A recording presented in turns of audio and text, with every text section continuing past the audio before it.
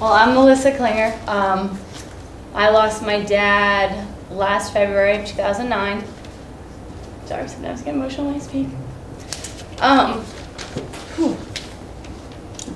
Basically, for my little notes, my little study guide, I call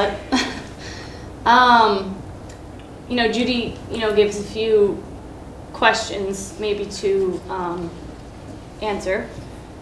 So first, she had asked, what were some of the challenges you went through? I know from my dad's girlfriend, say Kathy, what doctors to choose, the insurance issues, treatments.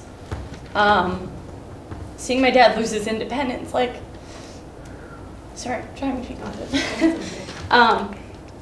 He was always like, Mr. Macho, the dad, the cool dad, take us to the boardwalk, and, and then it became, we would take him to the boardwalk, we would take him food shopping, we would take him to the mall, I paid for a trip for him and I to go to Florida to see a family, and drive the car and everything like that.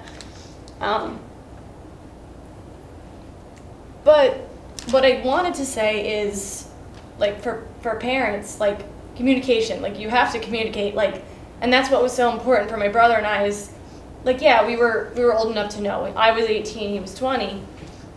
But I even think, younger kids, younger teens, preteens, we're not stupid, we understand, just talk to us about it. We want to know, we're interested, and my dad always made that, and same with Kathy, to just let us know, what's going on, what we need to know, so we could understand, maybe in our own terms, and, explain to our friends or, other people in our family,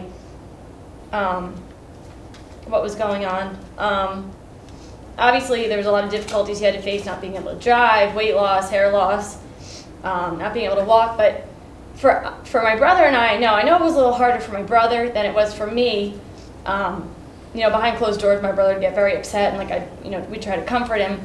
But when I was with my dad, the most important thing that I found was just to stay positive. We wouldn't really talk about it.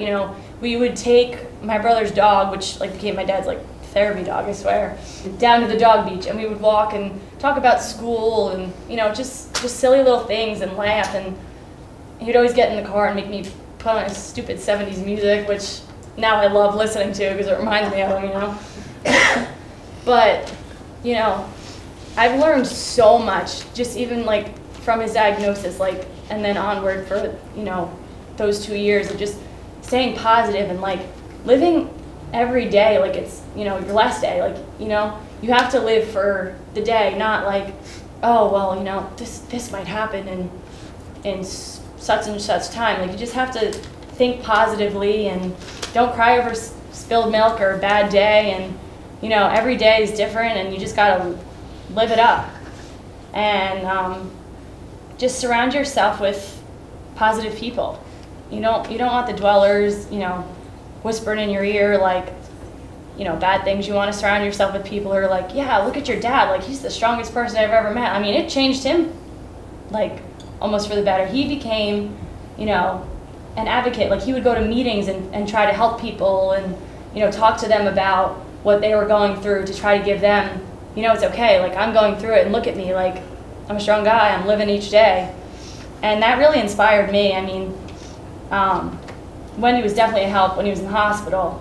For my brother and I, it was, we would talk to our family and everything, but we sat in a room with Wendy, my brother and I, just to let out our anger, our frustration, or our, what we were thinking, and for her to listen and give us, a perspective that maybe we weren't getting from someone else. It was definitely helpful, so I definitely would recommend talking.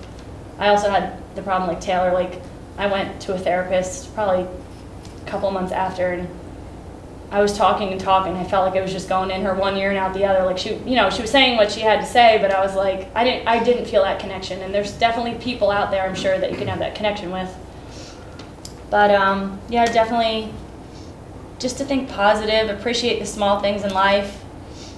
His motto always was, "It is what it is." He was probably one of the happiest guys I've ever met.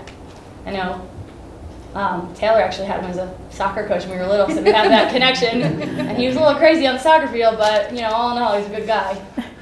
But you know, just keep positive and talk. Don't keep anything in. Let it out. You gotta. It's healthy. Thank you.